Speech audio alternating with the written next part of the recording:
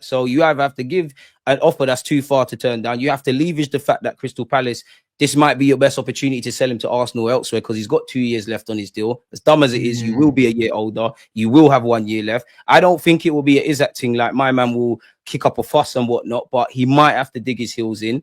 That's why I'm pessimistic, because all I've heard is that he wants to join us. Personal terms are not an issue, all of that jazz. But as you know, the one thing that matters is an agreement between both clubs. And I don't think that's happening anytime soon. So, yeah, man, just get the sales out and move, man.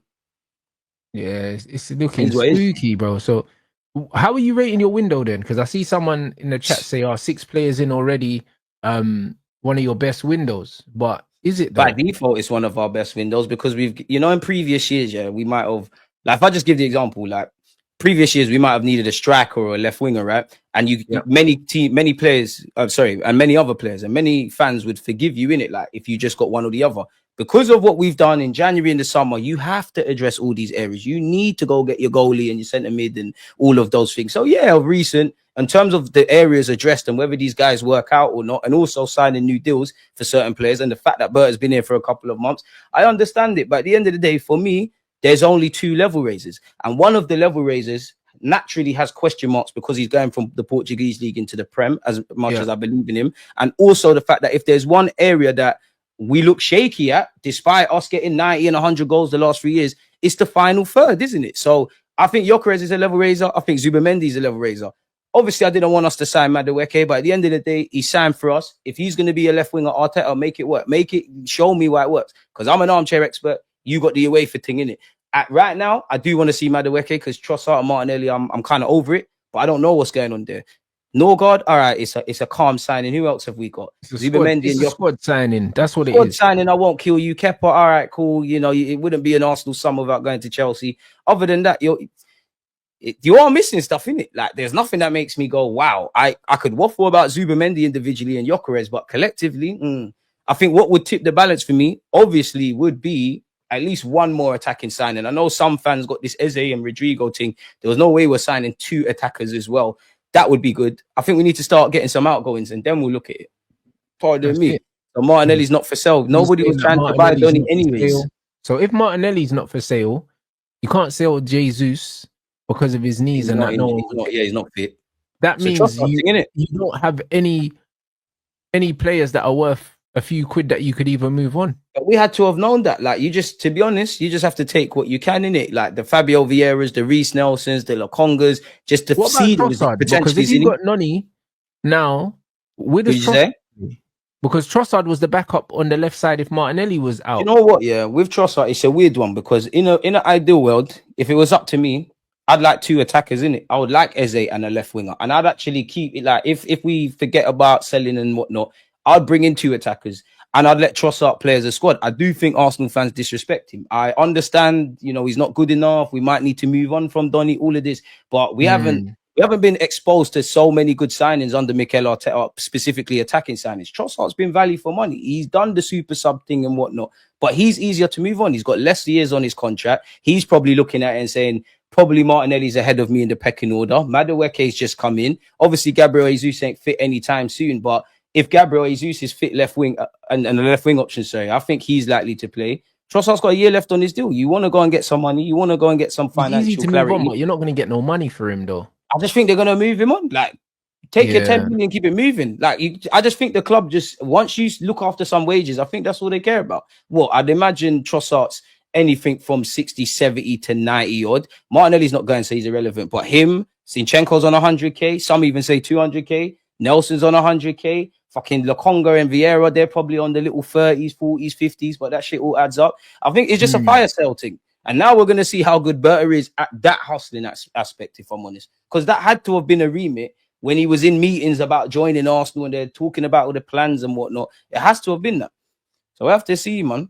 You have to see. Like, Arteta and Edu, when they came in, they did inherit a mess. They kind of cleaned it up, but indirectly, they've made their own mess now, if that makes sense, Rants. So, wait, need to pattern up. We need to, and obviously, Mr. German international don't want to do the scapegoating thing about him, but that is going to cripple you in whatever you're doing. No, facts. You know what I'm saying? Hey, let's get these lights up, people. 1,500 people in here, bro. We need to Should be on minimum 600. We're only on 322, man. I know it's you lot are Friday. enjoying the Stop show. being lazy, man. Doesn't But cost a thing. smash the like, bro. If you're watching on your phone, just close the chat, hit the like, jump back in. You know what time it is. Algorithm. More Sesko news. Manchester United are confident they've won the race. Junior striker to play for Amarim. How old is Sesko anyway, guys? And you're like 22. 22, yeah. All right, cool. So that's what we're doing, innit? Best You got striker shook in the of world. Havertz because Havertz Years done old, well man. against Chelsea 5-0, but it's cool, man. That's It's what cool. we're doing. Best striker in the world under 23 years old. That's what we're doing now, innit? They were shameless, bro. Fucking hell, these Peckham Reds are shameless. To leave if United are successful. This is what we need. You know what I mean? This is exactly what we need, bro. Do you know what I mean? Because if Rasmus is leaving and he's the replacement for Rasmus, I can't like that's a W. Cost 72 million. If we spend less than 72 million on this youth, yeah, which we will, and we get rid of Rasmus, this is the maths I'm doing. Then it becomes He's been linked with Thingy. What's that? What's your old manager? Huijsland's been linked with his club, man. For the life of me, can't no remember. way. Leverkusen.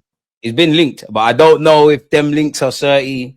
Bruv, they are because them man are banging fraud there, SEG, bro. I'm telling you, they're the reasons why he ended up at Man United. If he ends up back with Ten Hag, bro, I swear down. Everything I said about that bald idiot, bro, listen, I take it back, bro. If you can get him out of here and give us some money as well, brother, hey, respect. He's saying the t-shirt sells back. Ten Hag's back for real. Do you know what I'm saying? This is crazy work. Man saying Eric Ten Hag's aiming to reunite. See, I know I saw that somewhere. Hey, brother. Hey, but didn't he come out with an interview and say, I want to fight and shit? Yeah, bruv, listen, he can fight with whatever demons, blood. Leave. You know them ones there, bro. I'll be real. Like, we don't want you here, bruv. You know what I mean? And the mad thing is, yeah, I know this brother watches YouTube because he's an emotional YouTuber. I know he does. Do you know what I'm saying? Bruv, we don't want you here, innit? And you know how I know that this shit is real, blood?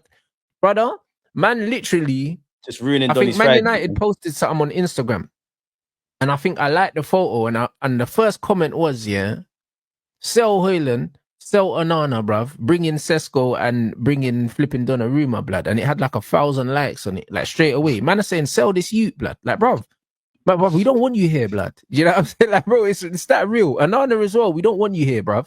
You know that man said they want to fight. Don't fight, bring in Embuemo, man. Brother. Don't fight, man. You know what I'm saying? Just leave. This is just what it is, bro. Rasmus is like, bro, it's been emotional. Leave, man. This is like, bro, the fans are trying to tell you it's best for your mental health if you leave. It is. You know what I'm saying? Because you can't stay here and then say that man are bullying you. Because, bro, we've told you, we've asked you nicely. Man have asked you nicely to leave the club.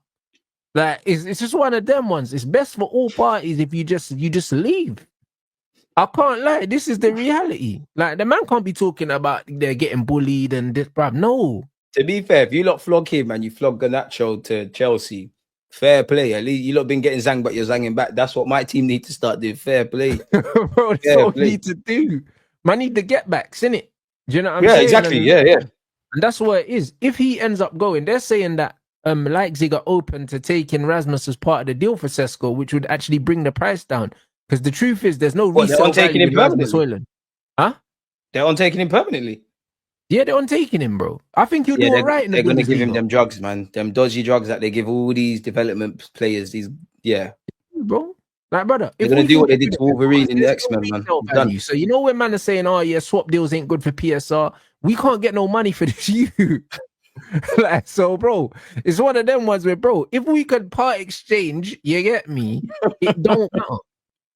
You know what I mean? It don't matter. Like, just get him away. Do you know what I'm saying? It's one less player.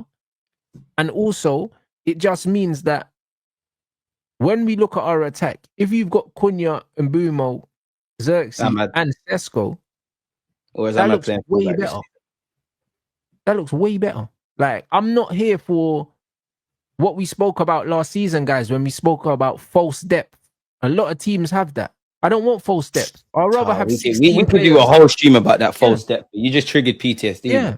I'd rather have 16 players, that can all do a job than having, like, even Chido, he's not depth, bro. I don't want to see this brer, like, start a single Premier League game next season. You know what I mean? I don't even really want to see him off the bench.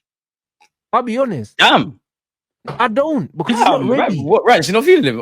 He's just not ready, my bro. Like, and it's not that. It's not that he can't be a good player. Like, stop trying to force it. That's not depth. Do you know what I mean? A player. You made a good point, because you lot are playing one game a week as well, so it is a chance, bro. To rewire stuff. It's not depth, bro. Do you know what I'm saying? It's not depth. It's just a body. We don't need to just have players there for the sake of having players there. And I hope your players are not watching your stream. You know, you're a horrible guy, bro. Rasmus falls into false depth because when we see him out there, we know he can't offer nothing. And then when he does something, it's just the shock of it, bro. Do you know what I'm saying? The man are treating Rasmus like he's got additional needs, bro. That's how these men are treating him. It's like, you'll do something basic and we'll be like, yeah, like, bro, like, man done a 5-yard layoff. Like, oh, my days, he's playing really well. He ain't touched the ball for 20 minutes. Do you know what I can tell with him? Because it's the same thing with Havertz, yeah? The first thing man say about these guys, and I don't even, like, I'm not as harsh on Havertz as you are as Højlund, but I wouldn't have brought him. The first thing you say when man mentioned these guys is, oh, he works hard, he puts in a shift. You should be doing that anyways. I always give this example on my stream. You've got Jack and you've got Jimmy. If I say to you, Rants, I got this player called Jack, you can't get the ball off him in a phone box. You know damn well what I'm talking about. He's on a Paul Scholes thing. I say Jimmy, oh, he's a good lad. He puts in a shift. You know he's shit. You need a couple of them man in your team, but crazy. That's what I'm saying. It's crazy, bro. It's crazy. He's a good lad. Do you know what I mean? He's a good lad. He puts in a shift. When I hear that, yeah, you're shit. Man said great attitude, you know. Like, bro, what? Nah, less of that. You should have a great attitude. But this is what I'm saying. You have to try bridge the gap, innit? Why do you think I don't get onto Martinelli? Because I could tell you're happy to be here. You don't even know what's going on. Hey, Brazil, hey. Like, but this is what I'm trying to say, bro. Like, the way they speak about Højlund, you just know he's not a good player because they compliment man on all the things that are just not really that important. He works hard. He bleeds for the club. That's what I'm saying. When he does. He never stops running. It's like, bro, maybe if he stopped running and slowed the game down, he might be able to control the ball, man. Like, you should be running anyways. This is what it is. So, like, if you move on a player like him and you bring in someone like Sesko, even though I don't think that he's worth the money that, well, they were asking. Be tough, but he's cold, man.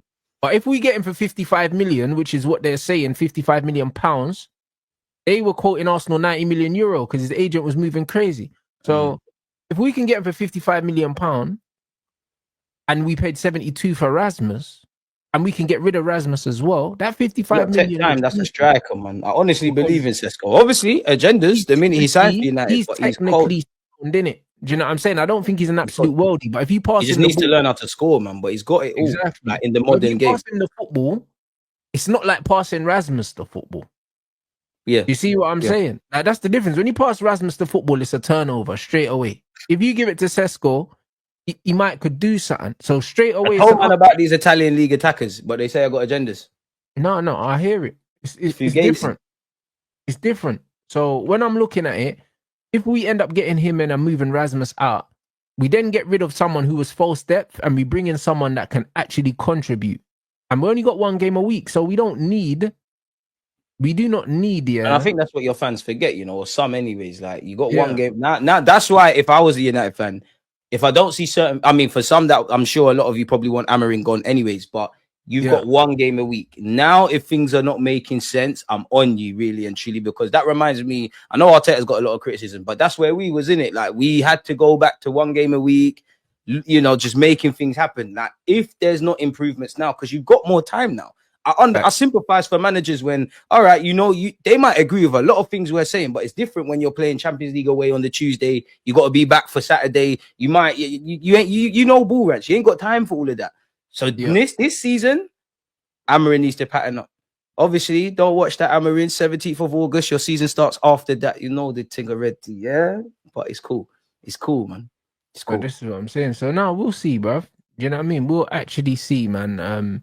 What happened? Man, I said Man United are interested. Bro, I've been telling you lot anyway, bro. I got told by someone in France, like 2 weeks ago, that United were trying to sign Donnarumma, and I laughed. I said, you're lying, bro. I didn't even believe him. And he's very well connected, but I was like, bro, put a bet on that. I was like, bro, you're chatting shit to me, bro. You know what? Because as soon as I heard that, I was like, there's no way, innit? There's not, but they are actually trying to get him, bro. I don't know if we will get him because I think that he'll want too much money, but United are actively actually trying to sign him. which is a good sign because it means that we definitely want to get rid of Onana. And I was Would you take worried. McGann? What's that? Would you take Mike McGann? Nah. Yeah, I'll AC take Milan. but do I want another icy free keeper? This is why I asked, because I knew you was going to say that. Yeah, the man shouldn't go and go still. Not really, innit?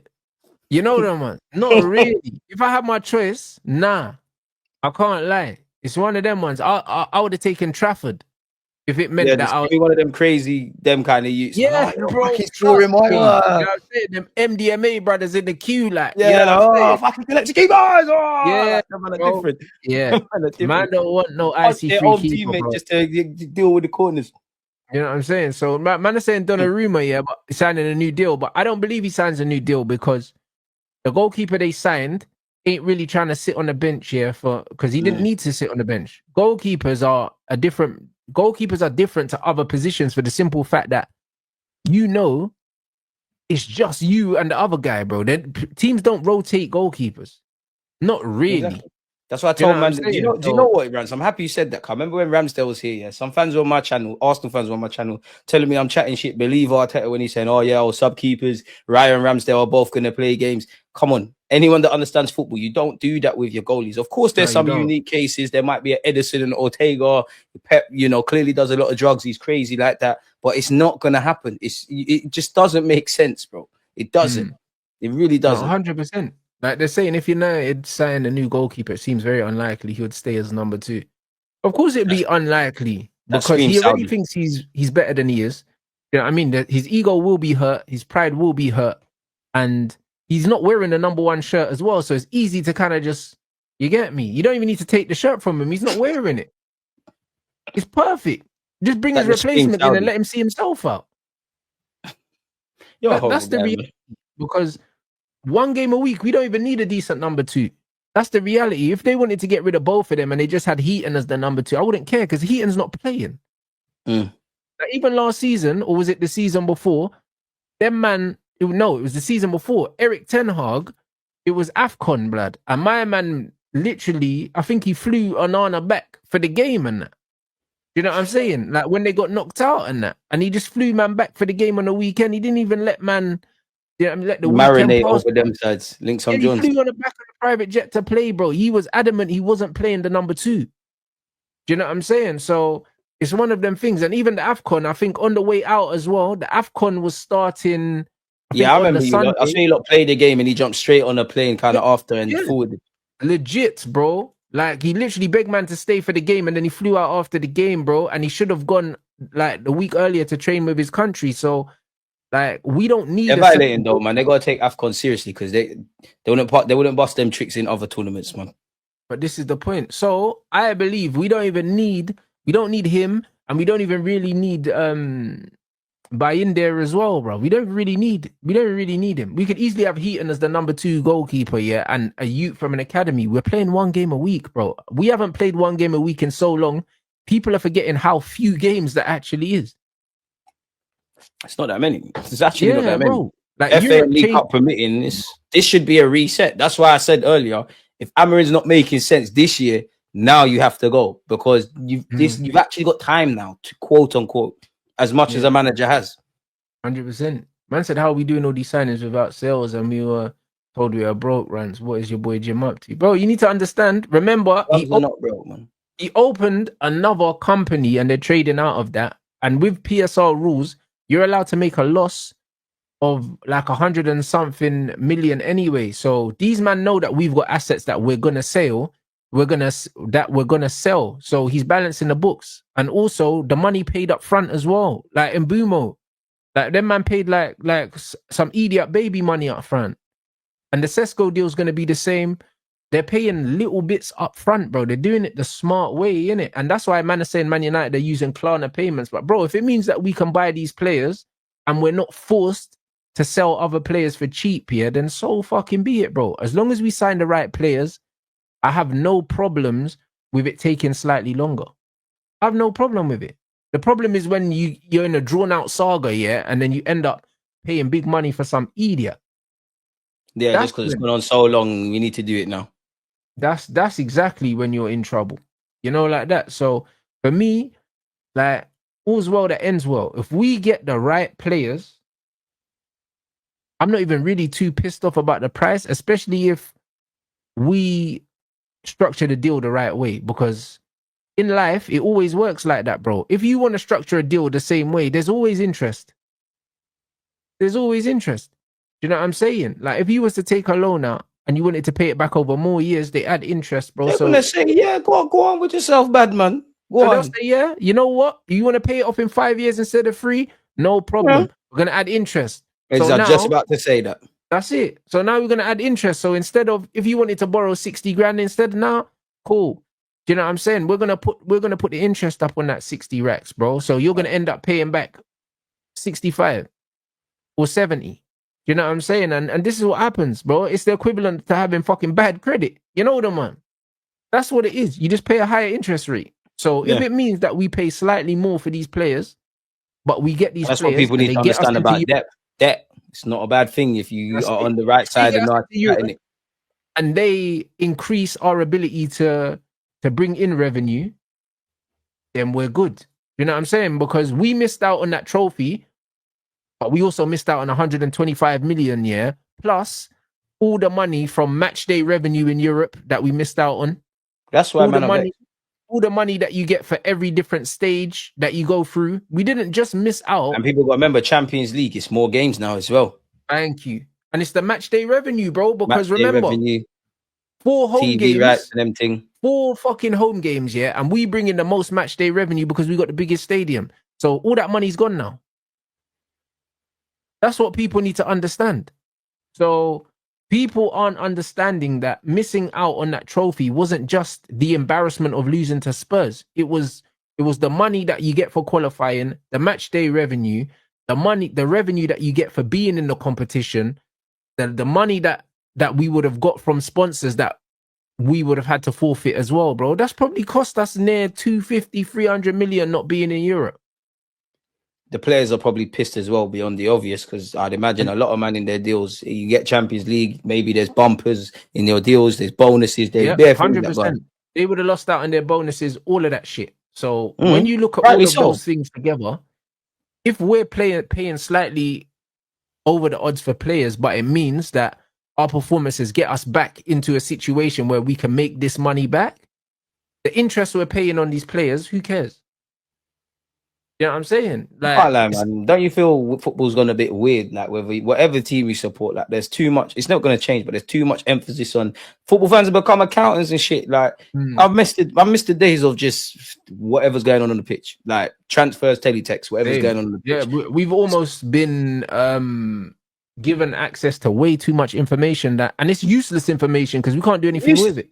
And bear man, like, depending on what narrative, like whatever narrative you want to write. You've already you're just gonna look for certain bits of info, like, because I remember this when we signed Declan Rice, when we signed Gyökeres the other day. Obviously, I'm gassed about these signings or whatever, but by the time and even by our standards this year, but by the time it's announced and you're seeing man hold shirts, there's no excitement because you've been knowing my man left his house today, got on a plane, and this happened. Your fans be tracking airplanes and that. Yeah, some of our fans are weird because weird.